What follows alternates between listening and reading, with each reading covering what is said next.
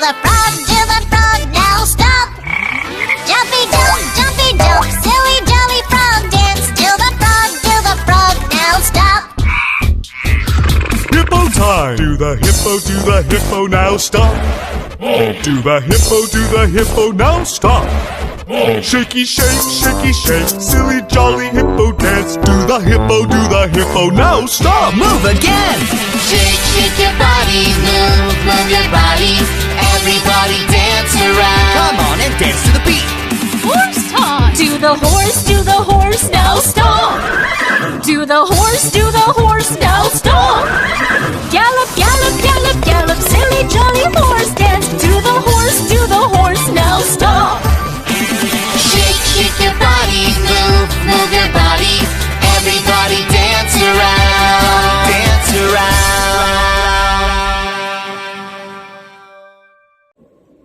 สวัสดีค่ะ ครูชื่อจันทิมาวันทานะคะ ชื่อเล่นชื่อครูนุ่นหนอนค่ะ วันนี้นะคะครูจะมาสอนพวกเราในรายวิชากลไกสัมพันธ์ค่ะ เด็กๆนะคะ ได้สังเกตเห็นอะไรบางอย่างในคลิปวิดีโอไหมคะในคลิปวิดีโอนะคะมีสัตว์เยอะแยะมากมายเลยใช่ไหมคะเด็กๆรู้ไหมคะว่าสัตว์ตัวไหนเป็นสัตว์ที่มีกระดูกสันหลังเด็กๆยังไม่ทราบใช่ไหมคะว่าสัตว์ที่มีกระดูกสันหลังคืออะไรวันนี้นะคะครูมีคลิปวิดีโอนะคะที่ให้ความรู้แก่เด็กๆนะคะเด็กๆตั้งใจดูนะคะแล้วมาตอบคำถามและร่วมเล่นเกมกับครูหลังดูคลิปจบค่ะไปดูคลิปกันเลยค่ะสวัสดีค่ะเด็กๆวันนี้เราก็จะมาเรียนสัตว์ที่มีกระดูกสันหลังใช่ไหมคะแต่ก่อนอื่นเลยเราต้องรู้ก่อนว่าการจำแนกสัตว์นะคะสามารถใช้อะไรเป็นเกณฑ์และแบ่งออกเป็นกี่ประเภทนะคะ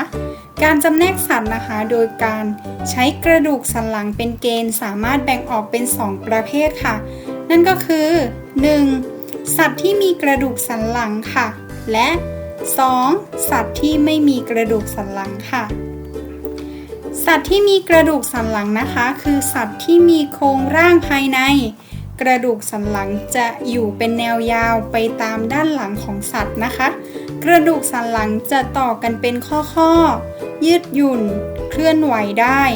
มีหน้าที่ช่วยพยุงร่างกายให้เป็นรูปร่างสวดทรงอยู่ได้และยังช่วยป้องกันเส้นประสาทนั่นเองค่ะและนักวิทยาศาสตร์นะคะได้จำแนกสัตว์ที่มีกระดูกสันหลังออกเป็น5ประเภทด้วยกันค่ะกลุ่มแรกนะคะคือ 1. พวกปลาค่ะปลานะคะจะมีลักษณะพิเศษก็คือมีครีบค่ะมีรูปร่างเรียวยาวนะคะแล้วก็เป็นสัตว์เลือดเย็นค่ะหายใจด้วยเหงือกกลุ่มปลานะคะจะมีทั้งบางชนิดที่มีเกล็ดและบางชนิดที่ไม่มีเกล็ดค่ะ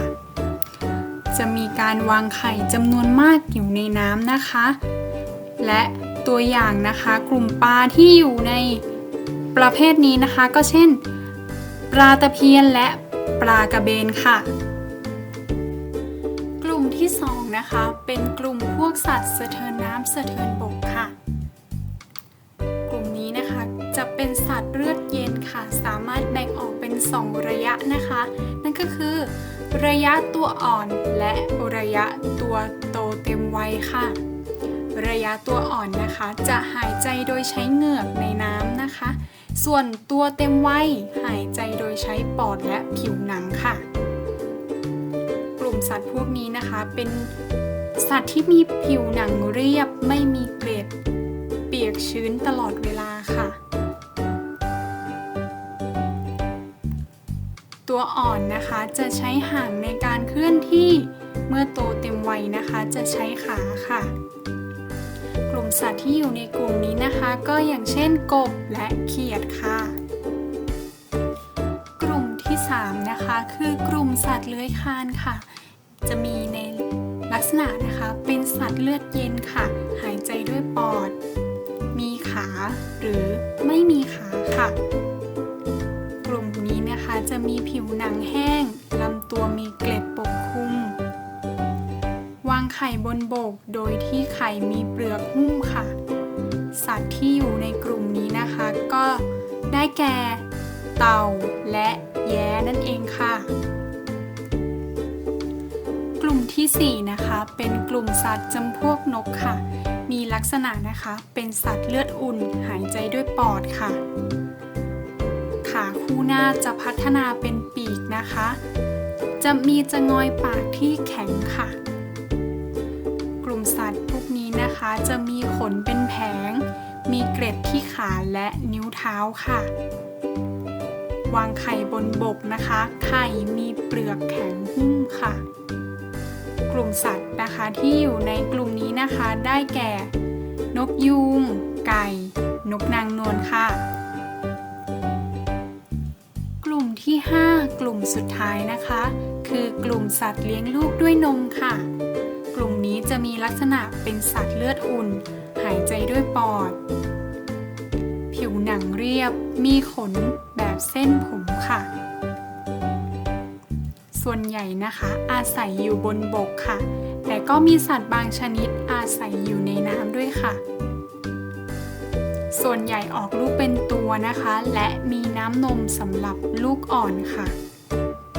สัตว์ที่อยู่ในกลุ่มนี้นะคะก็ยกตัวอย่างเช่นพยูนช้าง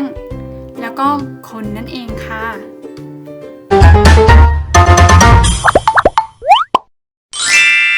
ช่วงฉายเดียว เกมนี้มีชื่อว่า Word นะคะโดยให้นักเรียนหาชื่อสัตว์นะคะที่มีกระดูกสันหลังทั้ง5ตัวนะคะได้แก่โลมานกแก้วจระเข้อึ่งอ่างและปลาหมอค่ะจากนั้นให้นักเรียนนะคะช่วยครูวงนะคะพร้อมกันหรือยังคะพร้อมแล้วเรามาเริ่มที่คำแรกเลยค่ะโลมาเด็กๆเห็นหรือยังคะ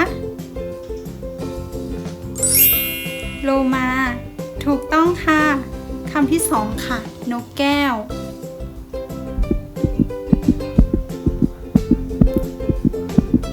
นกแก้วถูกต้องค่ะ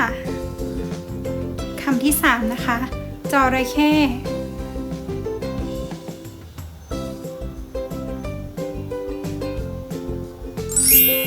จระเข้ถูกต้องค่ะคำที่4นะคะอึ่งอ่างค่ะ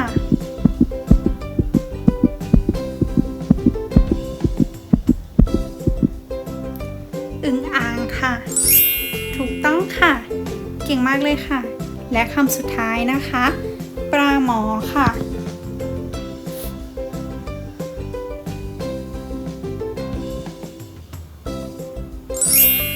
ถูกต้องแล้วค่ะ